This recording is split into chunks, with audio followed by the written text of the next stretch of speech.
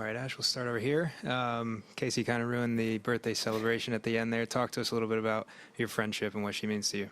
Yeah, I was going to try and stitch her up and get everyone to sing happy birthday, but that didn't really work out as planned. So I'll have to take her to dinner tonight and sing it to her myself, I think. All right, we will take questions in the room. Please raise your hand. Yep, right in the front. We'll kick it off. What do you make of that? Like, you're looking like a really straightforward one at 5-2 in the second set and found yourself in a tiebreaker. What did you make of that little period? Yeah, I think doing all the right things up until that point, then I feel like a little bit just lost my way tactically and more with just having the right intent and going about it the right way. Even if I did miss, I wanted to miss in the right way, and I just kind of lost that a little bit through that second set. But happy in the end to be able to get through in straight and stay alive really. So how does that happen? You say you sort of lost your way a little. Was it a concentration thing? What do you put it down to? No, I think it's natural. I mean, I haven't played a lot of tennis over the last 12 months, so obviously you're going to have ebbs and flows, not only in your concentration, but of your level of play as well. But it's important to be able to bring that back as often as possible. And just for a couple of games there, I wasn't able to do that. But a much better game at 5-6 to be able to reset, kind of go from there again. And then push it towards a tiebreak, which again was tight, but some of the misses were better misses in a way of trying to do the right thing. Go ahead. You spoke on court about the conditions changing, and I know you've mentioned it before. Does Melbourne Park change more, more than any other sort of tournament site in terms of the way it plays from day to day? I think it can, probably similar to the French Open in a way, where the weather can really determine how you have to play, how you have to string your rackets, how you have to adjust, and challenging at court level. Rod Laver Arena can get quite swirly, and often you can't feel that sitting up in the stands. And one end in particular always feels like you're kind of downwind, downhill. So it's a little bit different, a bit of an adjustment. But I feel like I've played in different conditions enough to be able to try and figure out my way and kind of learn on the fly a little bit and how to adjust in a match. But just happy to be able to play some of the bigger points well when I needed to today. Go ahead, Matt. What was going through your head when you dropped those 4 games in a row in the second set?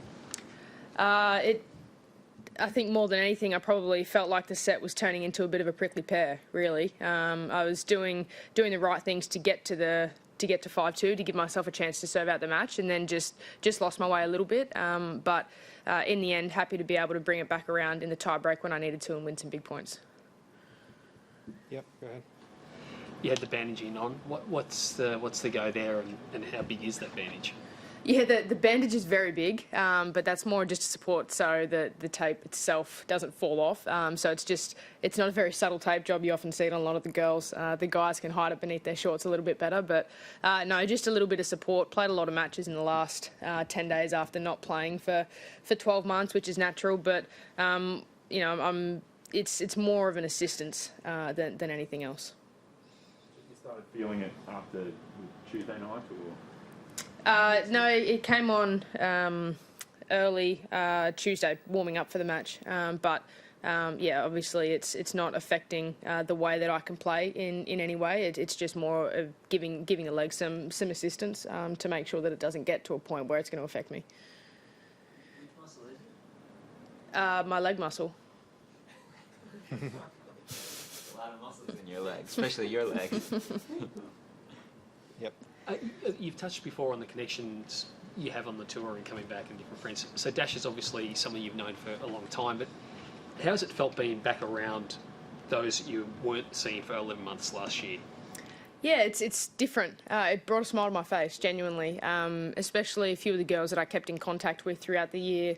Simo, Petra. I didn't get to see, obviously, Kiki or Yule. Those are probably the 4 girls that I chat to the most. And, it just brought a smile to my face being able to see them again and not just text them via WhatsApp and actually catch up with them about how they're going in their life, not just as a tennis player. So it was nice to be able to see them and just have a kind of a chat and kind of learn about what they did throughout last year. I know some of them played, some of them didn't. They played different schedules, so it was all an adjustment for everyone living in different parts of the world. Last couple questions in the room. If nothing, we'll go online. Thank you. Our first question from ESPN, Willie. Hi, Ash. I was wondering if you could describe what you think having the tournament with fans in the stands tells the rest of the world about hope. That's a great question. I think as a playing group and as the WTA and the ATP as well, the ITF obviously with the Australian Open, I think we've put a lot of trust in all of the professionals down here to make the right decisions for the right reasons and know that they can run a tournament safely. And I think that's a real bonus for us to be able to have that connection with the fans and to be able to share these moments with them as well. So I think that's a really positive thing, and we just have to know that we've put the trust in the right people to make the right decisions and ultimately make it an experience that everyone's going to remember for the right reasons. And what would you hope the rest of the world is thinking as it watches this tournament? I hope it's bringing a smile to their face, knowing that obviously there's some entertainment, there's some sport to watch, but obviously all over the world, everyone's in a bit of a unique situation depending on where they're living. I know that obviously every single day things can change quite rapidly, as it has over the last 12 months with this pandemic. It almost seems like every 24 hours there's a change somewhere around the world. So I think all in all, hopefully at the moment everyone's as safe as they can possibly be, and then they can enjoy the fact that we're able to play. We have the opportunity to play down here in Australia, and I know that as a playing group we're very grateful for that. Thank you. Our next question from Network 10, Tim Morgan. Hi, Ash. It seemed the crowd at times was a bit confused who to go for, I guess, with a couple of fan favourites out there. I was just wondering for yourself, obviously taking on a friend, I mean, how difficult is it to sort of compartmentalise that, and I guess how does it change how you go into a game or how you go throughout the match? Yeah, I think Dasha and I have played each other enough times now. We more than have the respect for each other that when we cross the white line, we go out there and we play hard. And then at the end of the day, when we shake hands and go back into the locker room, you're still friends. You still have that relationship off the court. So I think that we respect each other enough to play hard, to play fair, and then at the end of the day, the result doesn't actually matter. Doesn't really matter in the end. Thank you. Our next question from the WTA, Courtney. Hey, Ash. Can you just look ahead to playing Alexandrova? She's probably a player that made great strides kind of while you were on the sidelines there, but do you know much about her as an opponent, and what do you expect? I'm assuming that's who I'm playing next. Yes. Okay. No, I've never hit with her. It's a new one for me, so I think that's the time for Tyes and I to sit down and do our homework. Tyes is extremely diligent with all of the work that he does. He's the best in the business, and I'm very fortunate to have him in my corner. So I think we'll kind of sit down and work from there. Try and work out a game plan as best that we can, and then it's about I suppose a challenge of now having someone that I haven't played against. That I can go out there and test myself against. She's obviously playing some very good tennis. Had a great week last week as well, and certainly has got her foot firmly set in the season and is going ahead well. Thank you, everyone. We'll come back to in the room. Go ahead, Karen. Finish it. Thank you. How surprised are you that the defending champion is out? Surprised because I just found out. Oh, Kenin lost in straight sets. Okay. What does that do, if anything, for you?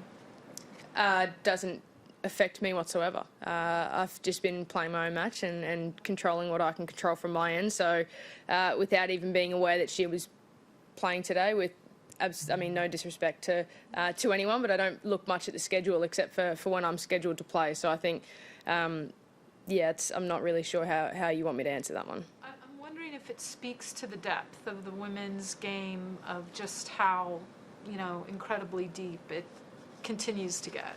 Oh, of course. Of course. There are no easy matches. There are no easy matches in any tour event, any slam, anything. And I think every time you walk on the court, you have to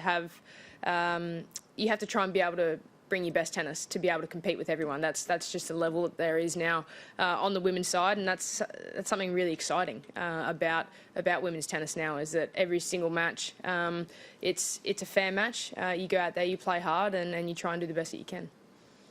Last question, Craig.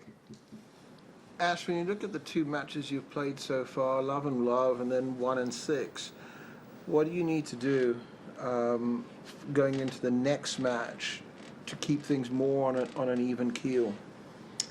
Learn from our last 2 matches and put that experience into the next one. That's what we do every single time that we play. We learn from not only the past results and the past experiences over that week of the tournament, but also what I've been doing the last 4, 5, 6 years. Learn from that every single day and take that into my next match as best I can. Thanks. Cool. Thank you.